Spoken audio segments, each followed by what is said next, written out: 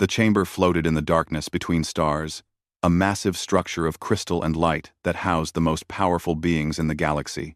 Inside, hundreds of alien species gathered in circular rows, their eyes fixed on the small group of humans standing in the center. Ambassador Ji-won Kim adjusted his collar for the 5th time in as many minutes. Sweat beaded on his forehead despite the cool temperature of the chamber. Beside him stood General Hyunwoo Park, whose stern face showed no emotion, though his jaw was clenched tight. Behind them, several other human delegates shuffled nervously. And then there was Halmoni Bokyung Lee. The 73-year-old woman sat in a floating chair the council had provided, her hands busy with knitting needles and blue yarn. She seemed entirely unconcerned with the hundreds of alien eyes watching her. Her gray hair was pulled back in a neat bun, and she wore a simple hanbok that she had insisted on bringing from Seoul. "Why did we bring her again?" Ji-won whispered to Hyunwoo. "Cultural observer," Hyunwoo muttered back. She wouldn't take no for an answer. Said someone needed to represent real people, not just politicians and soldiers. Before Ji-won could respond, a booming voice filled the chamber. Silence. The voice came from Counselor Vren, a massive reptilian creature whose scales gleamed like polished emeralds under the chamber's lights. He sat in one of the highest positions in the circular arrangement, a place of honor that showed his power. His yellow eyes fixed on the humans, with unconcealed disgust. "Humans of Earth," Vren continued, his voice echoing through translation devices that made his words understandable to all. "You stand before the Galactic Council to answer for your crimes against the natural order of the galaxy." Ji-won stepped forward. "Crimes?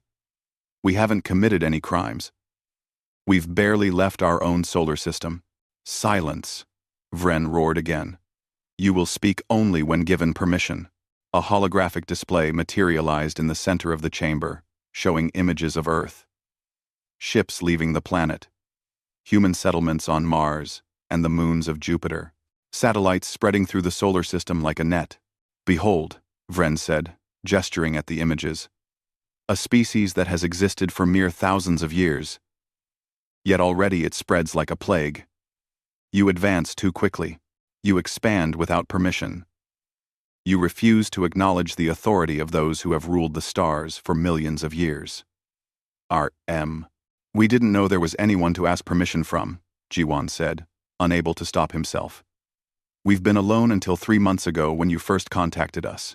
A rippling sound filled the chamber laughter, Ji-won realized with growing horror. The aliens were laughing at him. At the very top of the chamber sat a figure shrouded in light. This was High Arbiter Quell, the ancient leader of the council. No one knew what species Quell belonged to, or how old they truly were. The Arbiter rarely spoke, preferring to let others handle the business of the council. Vren's tail swished behind him, a sign of pleasure. "Your ignorance is not an excuse. The council has observed your species for 50 of your years.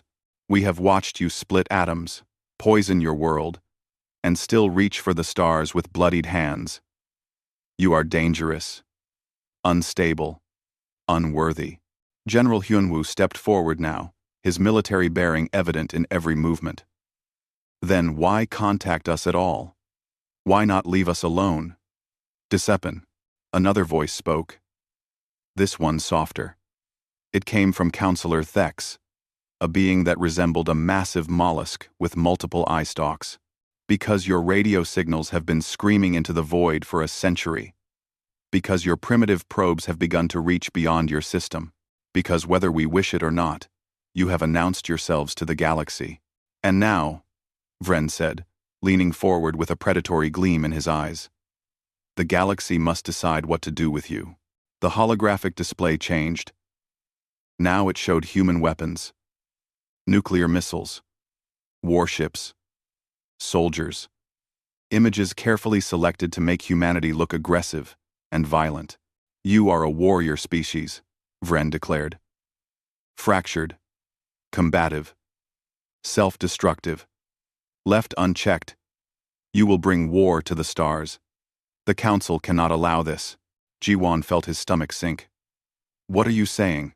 "I am saying," Vren replied, his voice dropping to a menacing growl, That the Council offers you a choice.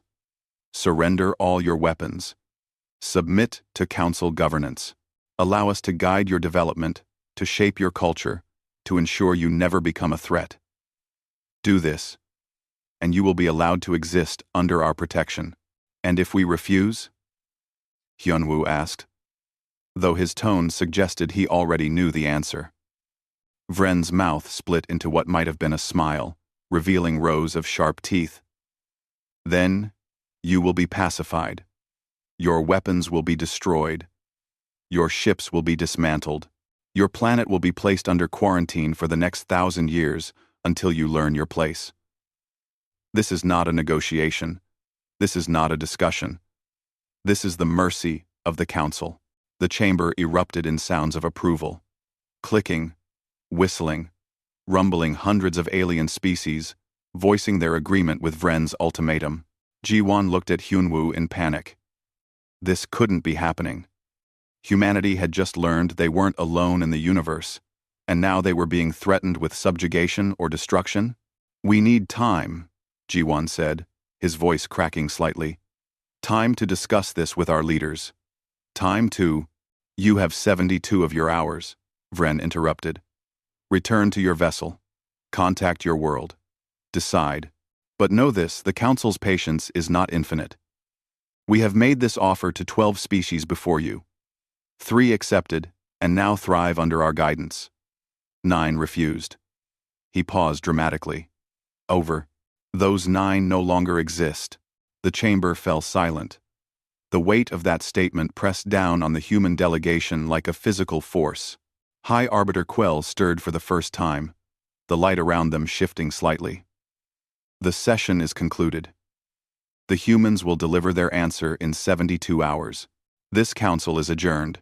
The alien delegates began to rise, their various forms of locomotion carrying them toward the exits.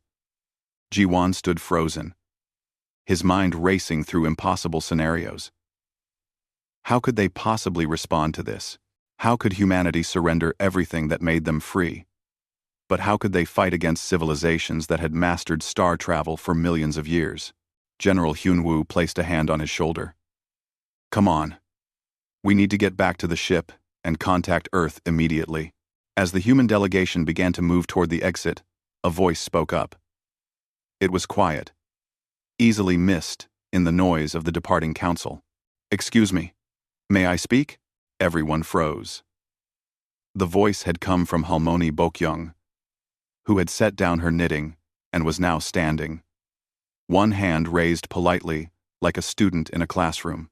Vren, who had been preparing to leave, turned back with an expression of disbelief. What? I said. May I speak? Halmoni Bokyung repeated patiently. It seems like you all talked a lot, but we didn't get much chance to say anything. That doesn't seem very fair. For a moment, the entire chamber was silent. Then the laughter began again. Louder this time. The idea that this tiny, elderly human woman thought she could address the council was apparently hilarious to them. Vren's laughter was the loudest. The council does not take questions from— What are you, exactly? A servant? An entertainer? I'm a grandmother, Bokyung replied calmly. And in my experience, when someone makes big decisions that affect other people, it's polite to listen to what those people have to say. The laughter intensified. Vren waved a dismissive claw. The humans are even more primitive than we thought. They bring old females to speak for them. He turned away. 72 hours. Do not waste them. The council members filed out, still chuckling and chattering about the absurd human who had asked to speak. Within minutes, the chamber was empty except for the human delegation. Ji-won turned to Bokyung, his face red with anger and embarrassment. What were you thinking? You made us look like fools. Halmoni Bokyung picked up her knitting needles and resumed her work, the blue yarn flowing smoothly through her practiced fingers. Did I? Or did they show us exactly who they are? General Hyunwoo studied her with newfound interest. What do you mean? They didn't let us speak, Bokyung said simply. They didn't ask us questions. They didn't want to understand us. They just wanted to make threats and watch us be scared. She looked up at them, her dark eyes sharp and clear. That tells me something important. What? Jiwon asked, despite himself. It tells me they're bullies, Bokyung said, returning to her knitting. And I've been dealing with bullies for 73 years. She smiled slightly. Come on, let's go home. We have work to do. Luff. Luff to do. Luff to do. As they walked back to their ship, none of them could have guessed that this grandmother's quiet observation would change the fate of humanity and the galaxy forever. The human ship hung in the darkness of space, a small metal bubble of life surrounded by endless nothing. Inside the conference room, chaos reigned. We have to surrender. Ambassador Jiwon Kim slammed his hand on the table. You saw them. Hundreds of species, technologies we can't even comprehend. If we refuse, they'll destroy us. General Hyunwoo Park shook his head firmly. If we surrender, we're finished anyway. They'll control everything, our weapons, our government, our future. We'll be pets in a cage. Better to die free than live as slaves. Easy for you to say, Jiwon shot back. You're a soldier. I have to think about the billions of people on Earth who just want to live their lives. Children. Families. They didn't ask for this war. Neither did we, Hyunwoo replied coldly.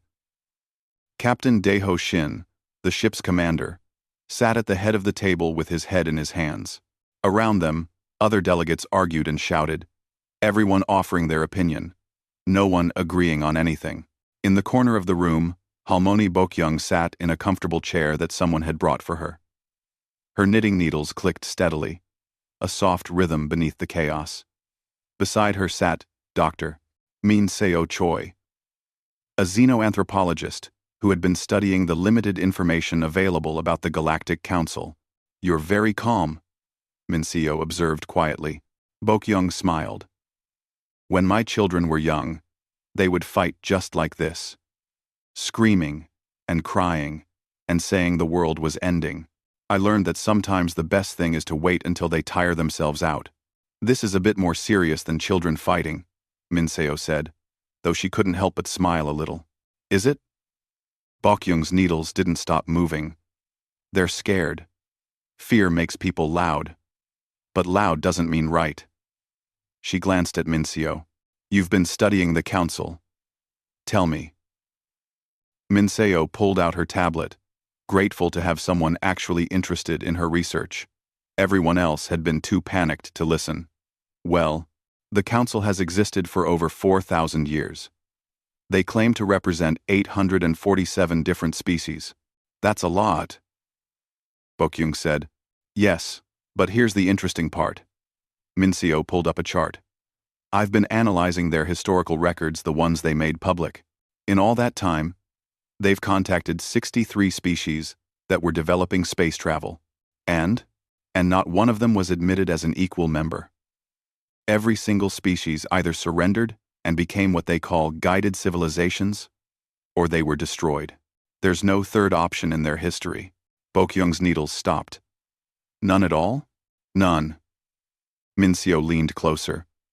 The council doesn't make alliances. They don't create partnerships. They have rulers and subjects. That's all. Bokyung was quiet for a long moment, her eyes distant. Then she set down her knitting carefully and stood up. Excuse me, she called out in a clear, strong voice. The arguing continued. No one heard her. She walked to the table and tapped it firmly with her knuckles. Excuse me. The room fell silent. Everyone turned to stare at the elderly woman who had just interrupted their crisis meeting. Jiwon looked annoyed. Halmoni, please. We're trying to make an important decision. I know, Bokyung said. And you're doing it wrong. General Hyunwoo raised an eyebrow. Wrong? You're acting like we only have two choices, surrender or fight. But there's always another way if you look for it. She gestured to Min Seo. Dr. Choi has been studying the council. Tell them what you found. Minseo stood nervously and explained her research. As she spoke, the room grew quieter. When she finished, Jiwan shook his head. That just proves my point. If no one has ever stood up to them successfully, how can we? Actually, Bokyung said, I think it proves they're afraid. Afraid? Hyunwoo asked. Of what? Of anything different. Of anything they can't control. Bokyung picked up the tablet and scrolled through the records. Look at this. Every species they contacted was treated exactly the same way. The same threats. The same timeline. The same ultimatum. They have a script they follow. So? Jiwon said. So when you always do the same thing, it means you don't know how to handle anything different. Bokyung set down the tablet. They're not all powerful. They're just old and set in their ways. Like my neighbor Mr. Guan, who has eaten the same breakfast every day for 40 years and gets upset when the store runs out of his favorite cereal. Despite the tension, several people in the room smiled at the comparison. I found something else, Bokyung continued. Buried in their public records, something called the right of challenge. Minseo nodded excitedly. Yes, I saw that too, but I didn't think it was relevant. It's an ancient law that hasn't been used in over 2,000 years. What is it? Captain Daeho asked. Minseo pulled up the information. It's an old provision that allows any species to challenge the Council's judgment. Instead of accepting their ultimatum, you can demand a series of trials to prove your worth. If you succeed, the Council must admit you as an equal member. The room erupted in conversation again. Hyunwoo leaned forward. Why hasn't anyone used this? Because no one has ever passed the trials, Minseo said. At least, not according to the records. Most species didn't even know about it. The Council doesn't exactly advertise it. And the ones who tried? Jiwon asked. Minseo's expression darkened. They failed. And failure meant immediate pacification. So it's a death sentence. Jiwon said. Wonderful. Instead of 72 hours to decide, we can die right away. Not necessarily, Bokyung said. Just because no one has passed doesn't mean no one can. Maybe they were doing it wrong. Or maybe the trials are impossible, Jiwon countered. Maybe. Bokyung agreed. But think about it. If we surrender, we lose everything anyway. If we fight, they destroy us. But if we challenge them, she smiled, we might surprise them. And we definitely buy ourselves time. General Hyunwoo studied her carefully. You've thought about this. I've thought about a lot of things, Bokyung said. I've lived long enough to know that bullies hate being challenged. They hate when you don't play by their rules. It makes them uncomfortable. If their work. This isn't a schoolyard, Jiwon protested. No, Bokyung agreed. But power is power. And fear is fear.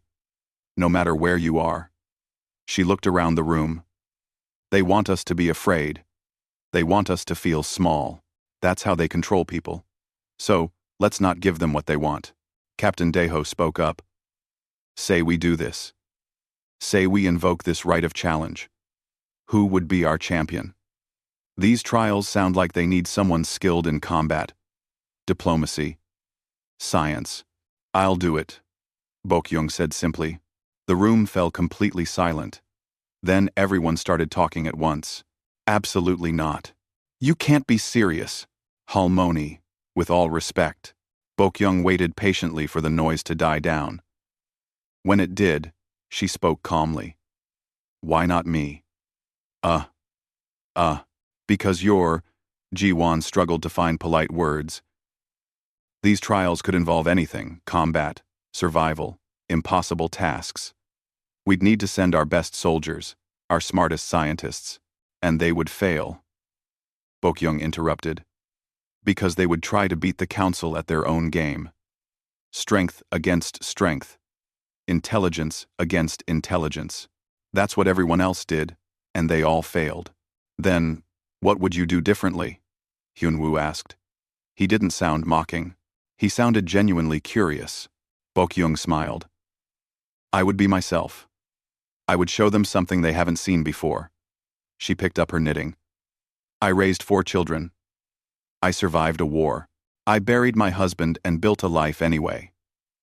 I've lived 73 years on Earth.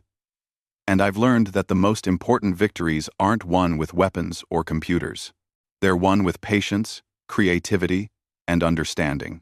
That's very poetic, Jiwon said.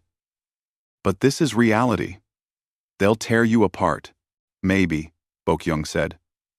Or maybe an old woman is exactly what they don't expect. Maybe that's our advantage. General Hyunwoo stood and walked to the window, looking out at the stars.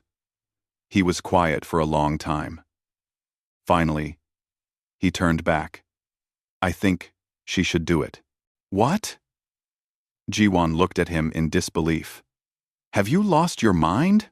Maybe, Hyunwoo said. But she's right. Everything we try normally will fail. We're outmatched in every conventional way. But if we do something completely unexpected. He looked at Bokyung with something like respect. They're expecting a warrior or a scientist. They're not expecting a grandmother. We? Captain Daeho nodded slowly. It would certainly catch them off guard. This is insane, Jiwon said. We'd be sending her to her death. You're already planning to send millions to their deaths, if we fight, Bokyung pointed out gently. Or to surrender everyone's freedom. At least this way. It's my choice. And who knows? She smiled. I might just win. The debate continued for another hour. But eventually, a decision was reached.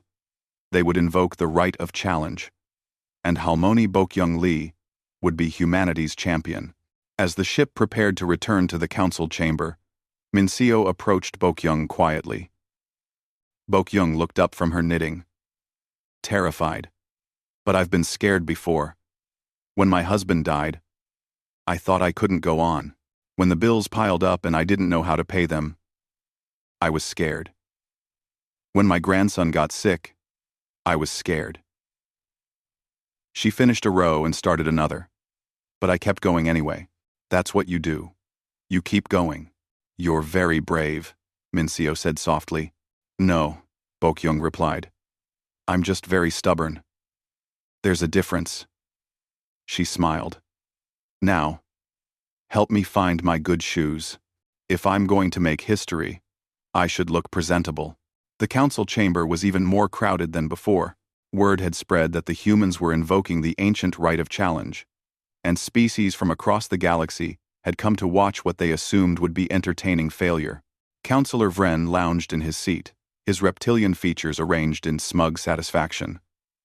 I must admit, he said, his voice carrying through the chamber, I did not expect such amusing desperation from your kind. Halmoni Bokyung stood in the center of the chamber, looking small and fragile, surrounded by aliens that towered over her. She had worn her best hanbok, the traditional Korean dress in deep blue with delicate embroidery. Her gray hair was neatly arranged, and she carried a small bag over her shoulder. I invoke the right of challenge, she said clearly, as is my right under the ancient laws of this council. High Arbiter Quell stirred in their seat of light at the chamber's peak. The right is acknowledged. However, we must confirm you, elderly human, are the champion your species has chosen? I am. The chamber erupted in laughter and chattering. Even some of the more dignified council members seemed amused. Vren's laughter was the loudest. Humanity sends a grandmother to face the trials. This will be over quickly. He gestured with one clawed hand. Very well. Let us begin. Bring forth the evaluators. 3 figures emerged from openings in the chamber floor. They were not organic beings, but ancient AI constructs, their forms shifting and geometric. They had been judging trials for the council for thousands of years. The first evaluator spoke in a voice like crystal chimes. The first trial is of intellect. The challenger must solve the theorem of infinite bridges, a mathematical proof that has remained unsolved for 3,000 years. Failure means elimination. A holographic display appeared, showing complex equations and geometric shapes that made no sense to human eyes. Ji-won, watching from the observation area, felt his heart sink. How could anyone solve something that had stumped civilizations for millennia? Bokyung studied the display quietly. Behind her, a young human engineer named Yuna Han had been allowed to serve as a technical advisor. Yuna began frantically working on her tablet, trying to understand the problem. 5 minutes passed. 10. The council members began to whisper among themselves. Finally, Bokyung spoke. "I have a question." The evaluator tilted its head. "Champions may ask for clarification. What is this proof supposed to accomplish?" The question caught everyone off guard. The evaluator paused. "It is a proof. It exists to be solved. Yes, but why?" Bokyung pressed. "What problem does it solve? What purpose does it serve? It is one of the fundamental questions of advanced mathematics," the evaluator responded. "Its solution would unlock." "But has anyone asked if it needs to be unlocked?" Bokyung interrupted gently. "I'm looking at this problem, and I notice something. The proof is trying to connect infinite points across infinite space. But infinity isn't something you can bridge. It's infinity. The problem isn't that no one can solve it. The problem is that the question is flawed." The chamber went silent. Counselor Thex, the mollusk-like being, leaned forward with interest. Bokyung continued. "My grandson once asked me how to count all the stars. I told him you don't. You can't. But that doesn't mean the stars aren't beautiful or important.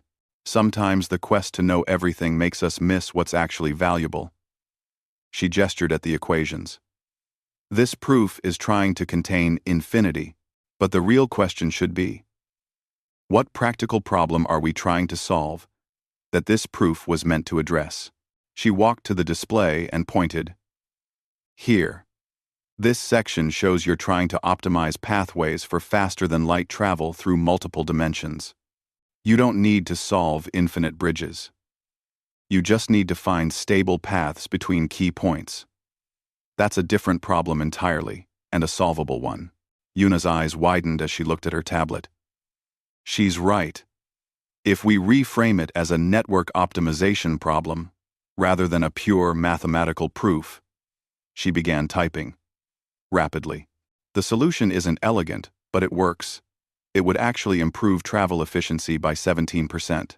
The first evaluator was silent for a long moment.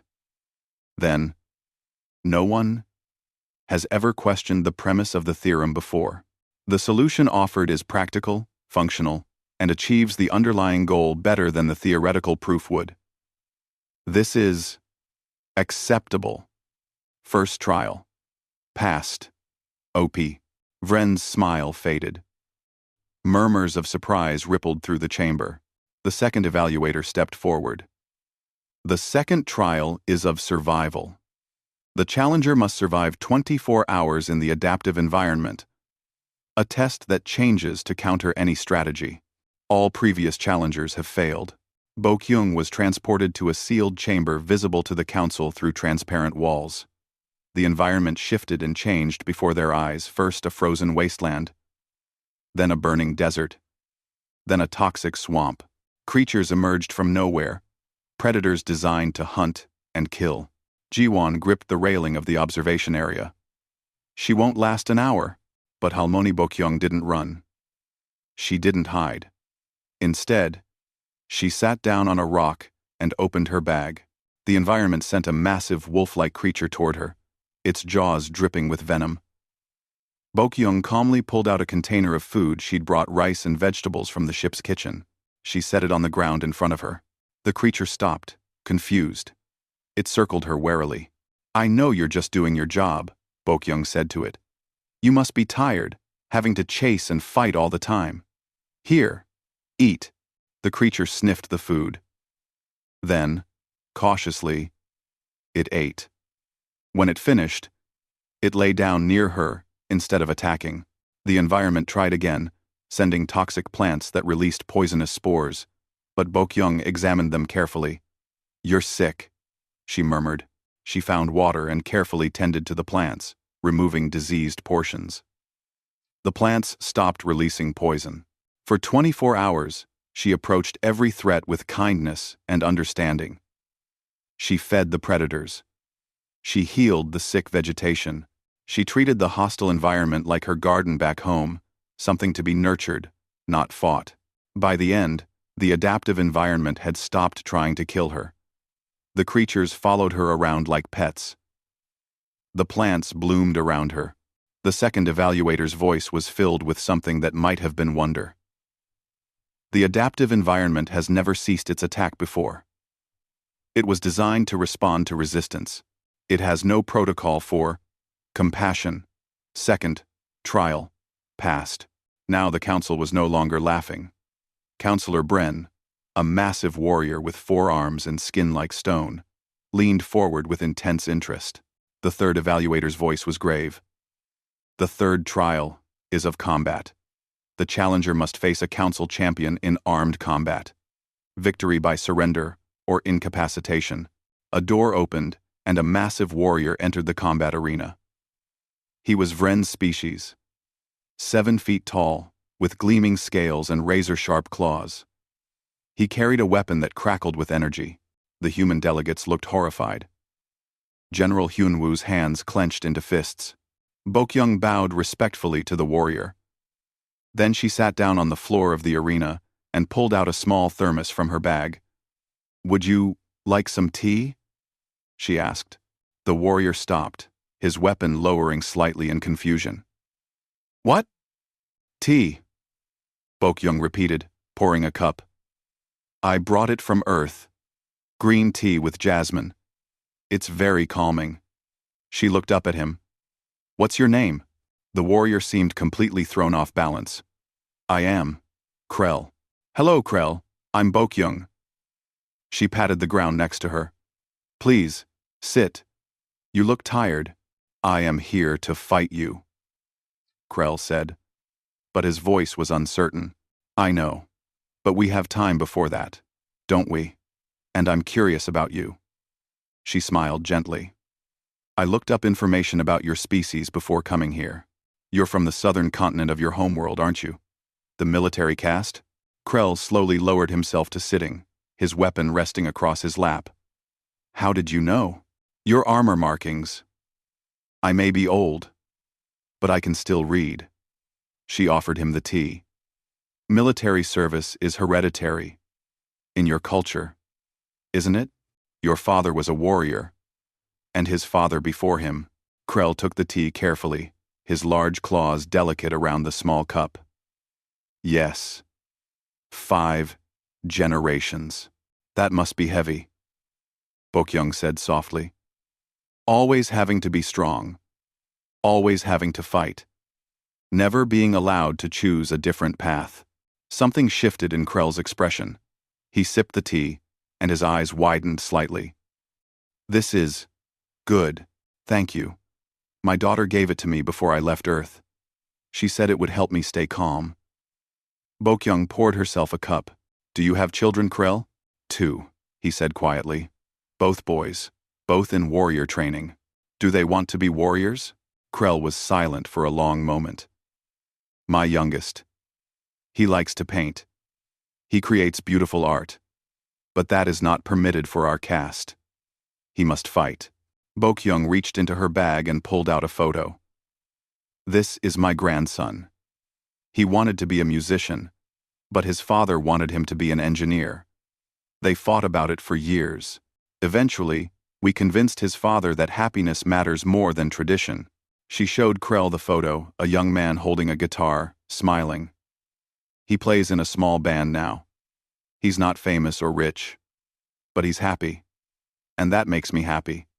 Krell stared at the photo, and something in his rigid posture softened. "Of course, what kind of life is it if you can't choose?" Bokyung put the photo away. "Krell, I know you're supposed to fight me. And you can.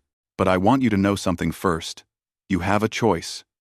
You always have a choice. Even here, even now, the chamber was absolutely silent.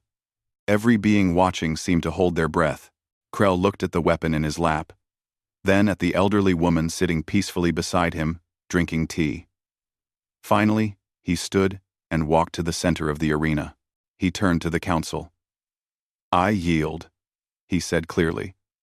"This human has shown me more wisdom in 5 minutes than I have learned in 20 years of combat. She wins not by defeating me, but by reminding me what it means to be alive." Vren roared in fury. "Treachery!" But Counselor Bren stood, his forearms raised in salute. "Honor," he rumbled. The human showed true strength. She won not through violence, but through understanding. This is worthy of respect. The third evaluator's voice rang out. "The opponent has yielded. By the ancient rules, this constitutes victory." Third trial. Passed. The chamber erupted in chaos, some species outraged, others amazed, many simply confused. This had never happened before. High Arbiter Quell rose from their seat of light, silencing everyone. 3 trials passed by unprecedented methods. This council must now deliberate. They turned their attention to Bokyung. "You have done what no other has achieved." But one trial remains, the trial of essence. This is the test that all previous challengers failed. It will be held tomorrow. Bokyung bowed. "I'll be ready." As she left the arena, Krell approached her and bowed deeply. "Thank you," he whispered. "You gave me hope." Bokyung smiled and patted his arm gently. "Give your youngest son my regards, and tell him that an old woman from Earth says he should paint." Halmoni Bokyung sat alone in a small meditation chamber aboard the human ship.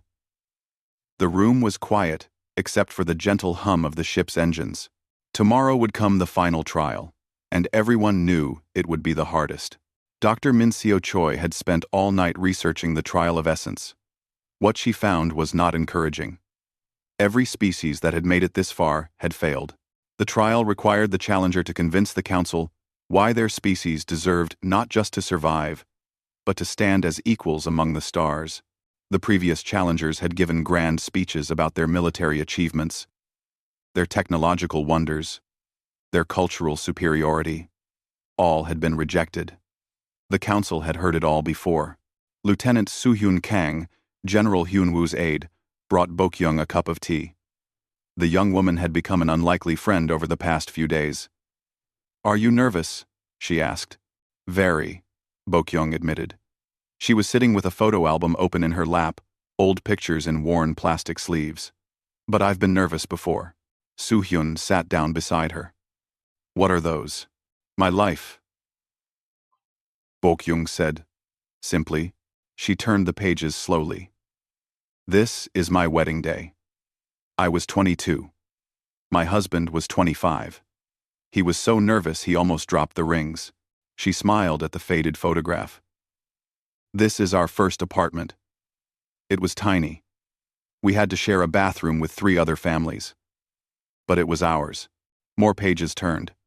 Children appeared, babies growing into toddlers, then young students. My 4 children. They fought constantly when they were young. I thought I would go crazy. She laughed softly. "Now they call me every week and fight about who gets to visit on holidays." "You miss them," Soo-Hyun said. "Every moment." Bokyung touched a photo of an older man. "This is Taewoo, my husband. He died 8 years ago. Heart attack. One day he was there, the next he was gone." "I'm sorry," Soo-Hyun said quietly. "Thank you. It was hard, very hard. I didn't know how to live without him. We'd been together for 45 years. Bokyung closed the album gently. "But I kept going. For the children. For the grandchildren. For myself. Because that's what you do." "Is that what you'll tell the council tomorrow?"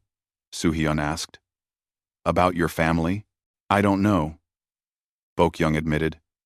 "I've been thinking about it all night. Everyone expects me to have some brilliant plan. But I don't. I just have this." She patted the photo album. "And this." She pulled a glass jar from her bag. Inside was kimchi, the traditional Korean fermented vegetables. Soo-hyun smiled despite her worry. You brought kimchi to space? I bring kimchi everywhere, Bok-young said seriously. My grandmother taught me how to make it. I taught my daughter. She'll teach her children. It's important. Why?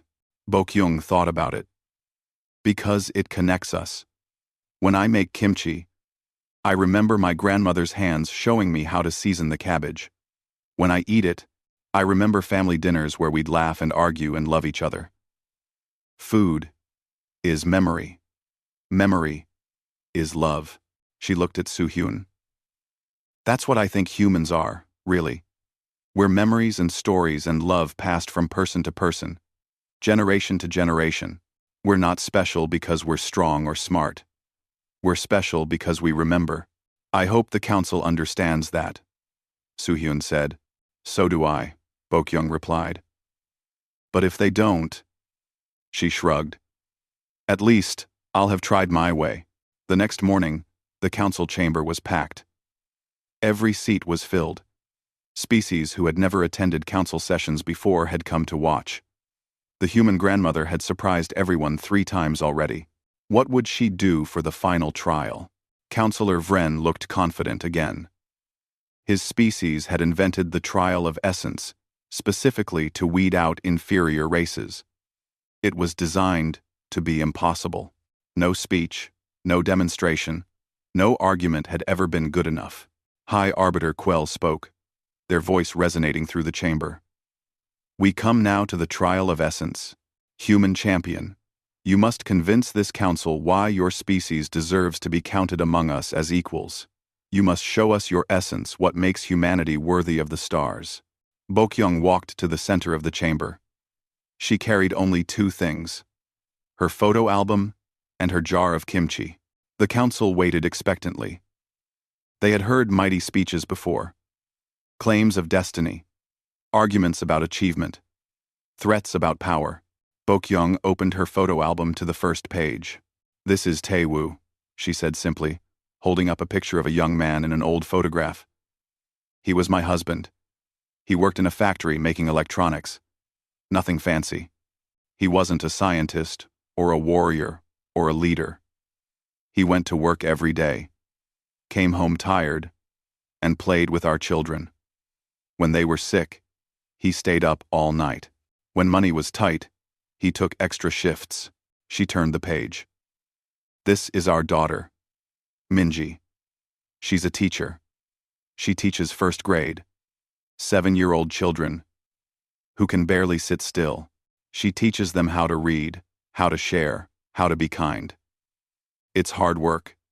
The pay isn't good. She does it anyway, because she believes children matter. Another page. This is my grandson Junho. He wanted to be a musician. His father said no. That's not practical. You'll starve. But Junho loved music more than anything. We argued. We fought.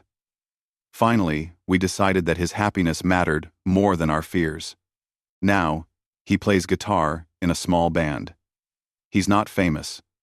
But when he plays, he glows. Bok-young slowly turned through the entire album, telling the council about ordinary people living ordinary lives. Her neighbor, who ran a small grocery store. Her friend, who volunteered at a hospital. Her grandson's teacher who stayed late to help struggling students. The council grew restless. Counselor Vren leaned forward. What is the point of this? But that's exactly the point. Bok-young interrupted gently. She closed the album and looked around at the hundreds of alien faces. You asked me to show you humanity's essence. This is it.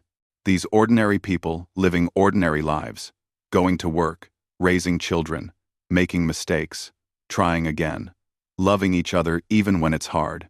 She held up the photo of her husband again. Tae-woo never discovered anything. He never won any wars. He never built any great monuments. But he mattered. He mattered to me. He mattered to our children. He mattered to his friends and his co-workers and the people in our neighborhood. Every species has common people, Vren said dismissively. No, Bokyung agreed. But we remember them. That's what makes us special. She set down the album and picked up the jar of kimchi. My grandmother taught me how to make this. She learned from her grandmother. The recipe goes back hundreds of years. When I make it, I remember her hands guiding mine. I remember her voice telling me stories about her life during the war, about hard times and survival and hope. She opened the jar. The smell filled the chamber, pungent, spicy, alive. Some council members recoiled. Others leaned forward with curiosity. This is just fermented vegetables, Bokyung said. Nothing special. But it's also everything. It's tradition passed down. It's love made tangible. When I gave some to my daughter before she got married, I was giving her a piece of her history. When she makes it for her children, she'll pass that history forward. She walked slowly around the chamber, letting those who were curious smell or even taste the kimchi. Counselor Thex tried some and made an appreciative sound. You want to know why humanity deserves to stand among the stars? Bokyung continued. Because we remember. We remember our dead. We remember our mistakes. We remember our love. We pass those memories forward like this recipe, generation to generation, changing a little, but keeping the essence. She returned to the center. I've been watching you these past few days. You're powerful. You're ancient. You've achieved incredible things. But I wonder, do you remember? Do you remember what it was like when your species was young? Do you remember your grandmothers and their recipes?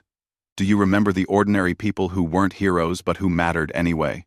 The chamber was absolutely silent now. Even Vren had no response. Bokyung's voice was soft, but it carried. Every species here was once like us. Young. Struggling. Making mistakes. But you forgot.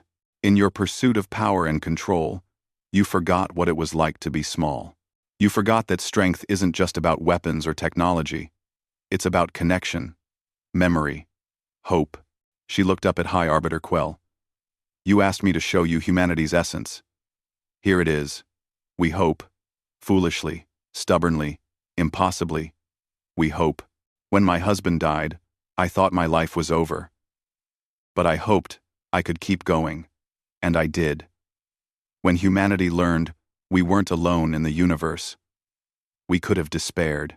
Instead, we hoped we could find our place among you. Hope is not enough, Vren said, but his voice lacked its usual confidence. No, Bokyung agreed. But it's a start. And we combine hope with something else we learn. We make mistakes, and we learn from them. We fail, and we try again. We're young and foolish, yes. But we're also adaptable, creative. We find new solutions to old problems. Because we're not stuck in old ways. She smiled.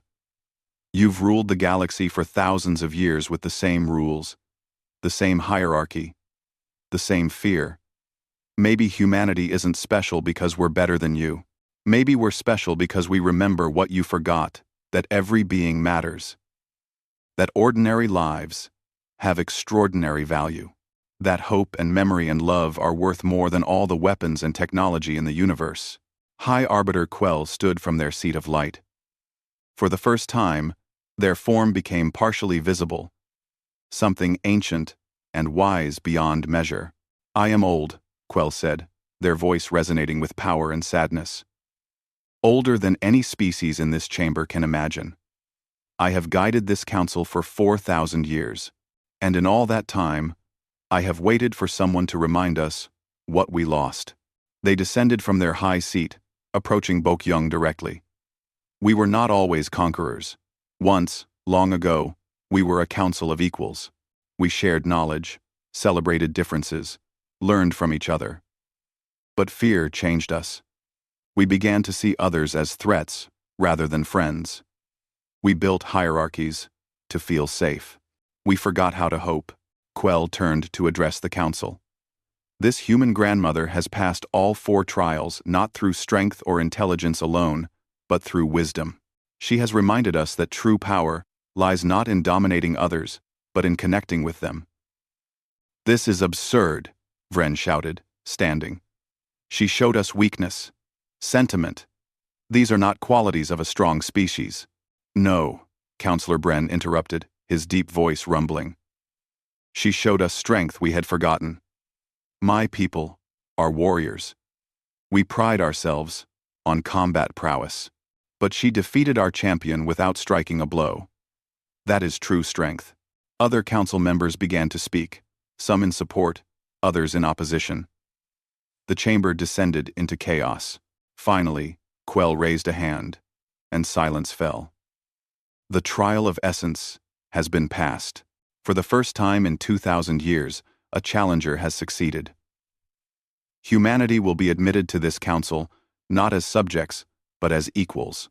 Before the chamber could erupt in celebration or protest, Vren stood again. I refuse to accept this judgment. If the council has grown too weak to recognize danger, then I will act alone. I formally declare war on humanity. Others may join me or cower with the humans. Several council members stood with Vren. To Bokyung's surprise and sadness, she realized he had more support than she'd hoped. At least 40 species sided with him immediately. High Arbiter Quella looked tired. So be it. Those who stand with Counselor Vren, leave this chamber. A new age begins today, whether in peace or in blood, depends on you. As Vren and his allies left, Bokyung sat down heavily. Lieutenant Suhyun rushed to her side. Are you all right? No, Bokyung admitted. I hoped I could avoid war, but I suppose hope isn't always enough. You tried, Suhyun said. Yes, Bokyung looked at the divided council. But trying isn't the end. It's just the beginning. Earth hung in the darkness of space like a blue marble. Beautiful and fragile. Around it, the planet's defense fleet gathered every ship humanity could muster. Every weapon they had built. It wasn't much compared to what was coming. Fleet Admiral Taejun Choi stood on the bridge of the flagship, watching the sensor displays. How long until they arrive? 6 hours, his tactical officer reported. Vren's fleet is bigger than we estimated. At least 300 warships. Possibly more. Taejun felt his stomach tighten. Earth's entire defense fleet numbered 47 ships. They were outgunned, outclassed, and out of time. In the council chamber, now half empty after Vren's departure, an emergency session was underway. Counselor Thex addressed the remaining members. We must send aid to Earth. Vren's attack violates every principle we claim to uphold. We are not warriors, another counselor argued. Our species have maintained peace for centuries. We cannot suddenly become fighters. We have to 7 become. We have to 7, then we will fall one by one. Counselor Bren rumbled. Make no mistake, Vren does not just oppose humanity. He opposes the change they represent. If Earth falls, he will come for any species that supported them. This is not humanity's fight alone. Counselor Imena, a being of crystalline beauty who had remained silent during most of the trials, finally spoke. Her species was ancient and wise, respected by all. I have lived for 800 of your years. I have seen the council grow corrupt with power and fear. The human grandmother reminded us who we were meant to be. If we abandon Earth now, we prove Vren right. We prove we are too weak to deserve the ideals we claim. She stood, light refracting through her crystalline form. My people will send our fleet to defend Earth. We are not warriors, but we will learn. Who stands with us? One by one, council members stood. Not all of them. Many were too afraid or too set in their ways. But enough. 50 species pledged their support. High Arbiter Quell watched in silence, then spoke. I am forbidden by ancient law from taking sides in council conflicts. But I will say this, I am proud of those who choose to stand for what is right, even when it is difficult. Go. Defend Earth. Show the galaxy that the Council can still be what it was meant to be. Back on Earth, in a small apartment in Seoul, Halmoni Bokyung's granddaughter Youngji stood in her grandmother's kitchen. She was 28 years old, a brilliant strategist who had recently been promoted to a senior position in Earth's defense coordination. She looked at the jar of kimchi on the counter. Her grandmother had taught her how to make it before leaving for the Council. Youngji had thought it was silly at the time, wasting precious hours on cooking lessons when the fate of humanity hung in the balance. Now she understood. Her grandmother knew she might not return. This was her way of saying goodbye, of passing something forward. Youngji's phone rang. It was the emergency command center. "We need you here immediately. Vren's fleet is approaching." "I'm coming," Youngji said. Before she left, she took a small container of the kimchi with her. Her grandmother had faced the entire Galactic Council with nothing but photos and food. Maybe there was wisdom in that. In space, Vren's massive fleet emerged from faster-than-light travel. 300 warships, bristling with weapons that could crack planets. Admiral Taejun watched them appear on his sensors and felt a chill. But then something unexpected happened. The communication channels lit up. Not with demands for surrender. Not with threats of destruction. Instead, billions of messages began flooding toward Vren's fleet. Every human on Earth was sending personal transmissions. Videos, text messages, photos, stories of their lives, their families, their hopes. Not propaganda or pleas for mercy, just honest stories about being human. A factory worker in Mumbai sent a video of his daughter's first steps. A teacher in London shared photos of her students' artwork. An elderly man in Tokyo told the story of how he met his wife 70 years ago. A teenager in New York talked about his dreams of becoming a doctor. A mother in Lagos sang a lullaby she had learned from her own mother. Billions of messages. Billions of ordinary stories from ordinary people. Halmoni Bokyung's trial had been broadcast across the galaxy. Every species had seen an old woman speak about ordinary lives mattering. Now, Earth was showing them what that meant. On the flagship of Vren's fleet, the communication officers were overwhelmed. "Sir, we're receiving. I don't know how to describe this. Billions of individual transmissions. They're not military codes or surrender terms. They're just people talking." "Ignore them," Vren snarled. "Prepare to fire." But his crew was already listening.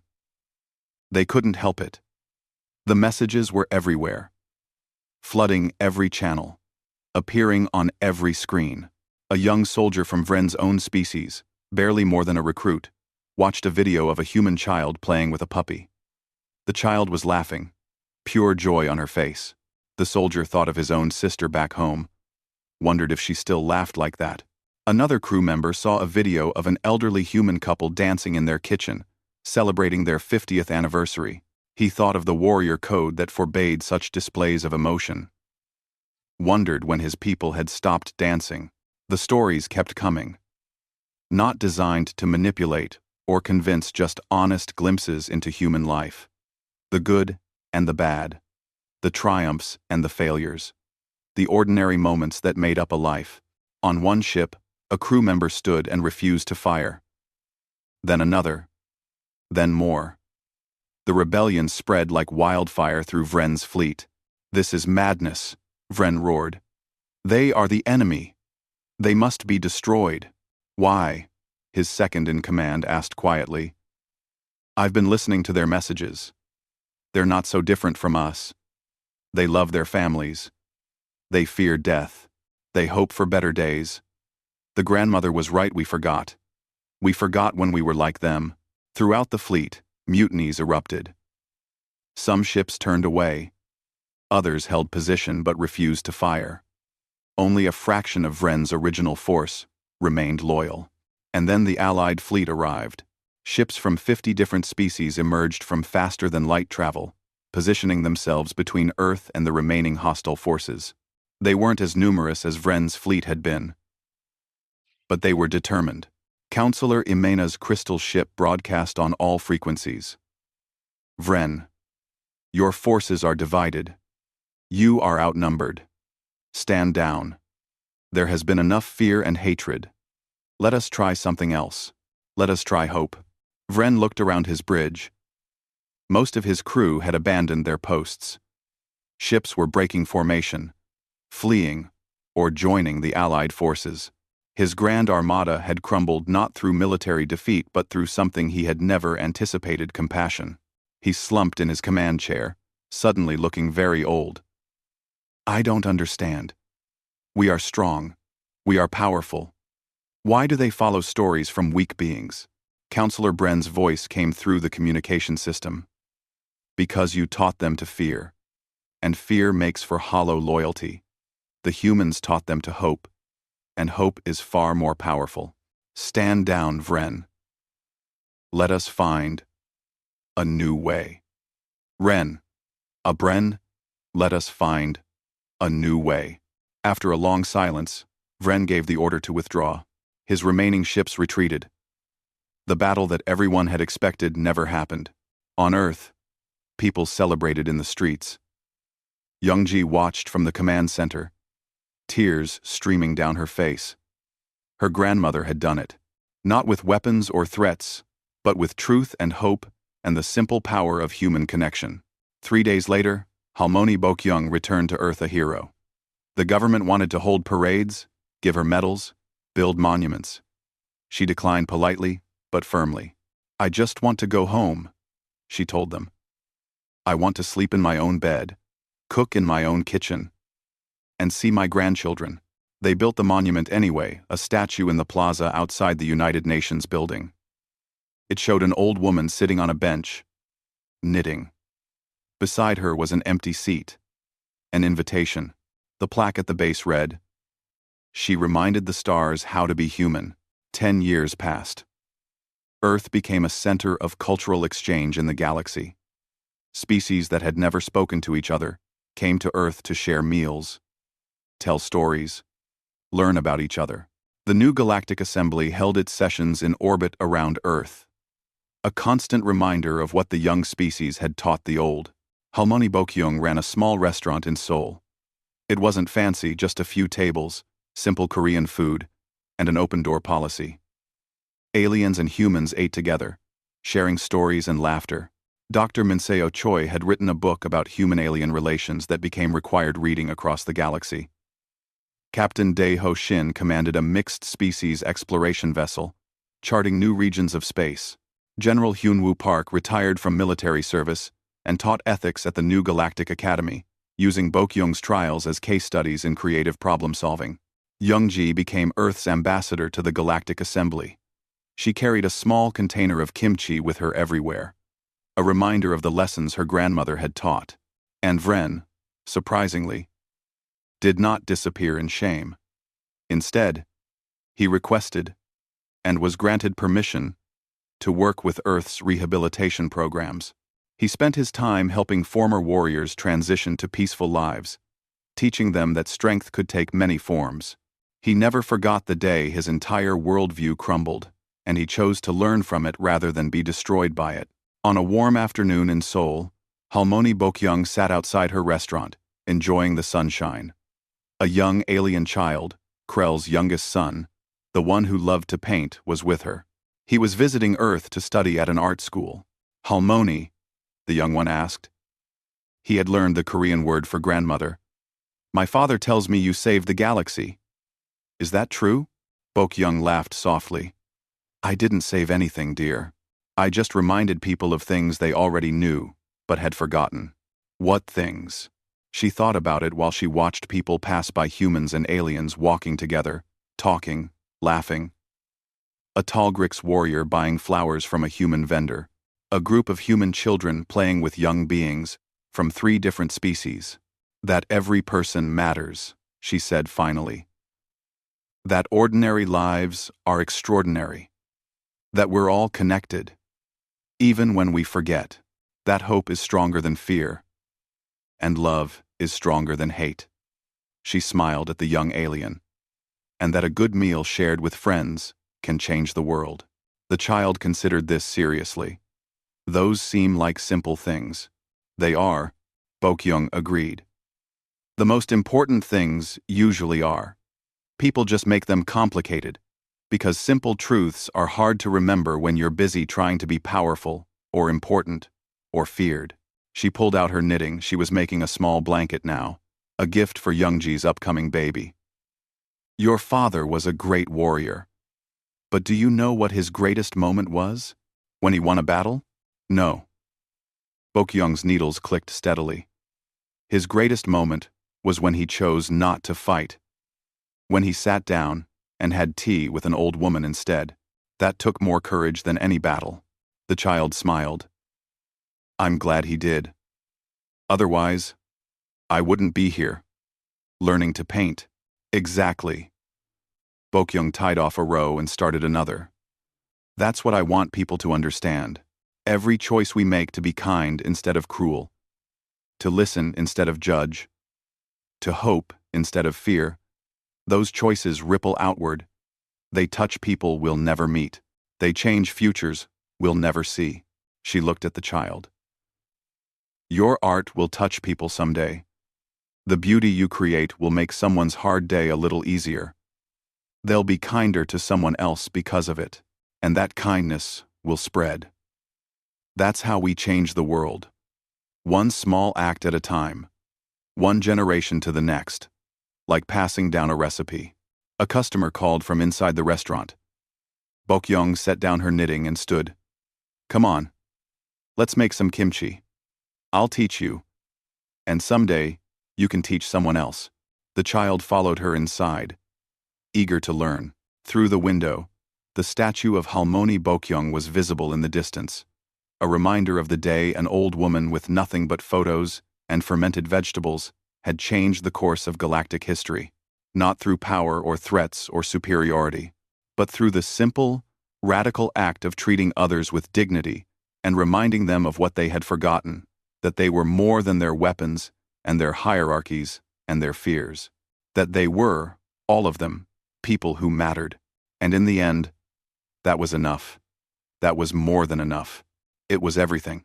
In the kitchen, Bokyung began teaching the alien child how to prepare the vegetables. Salt them properly. Let them ferment with time and patience. Outside, the galaxy continued to turn, not perfect, still struggling, still learning. But learning together now. Growing together.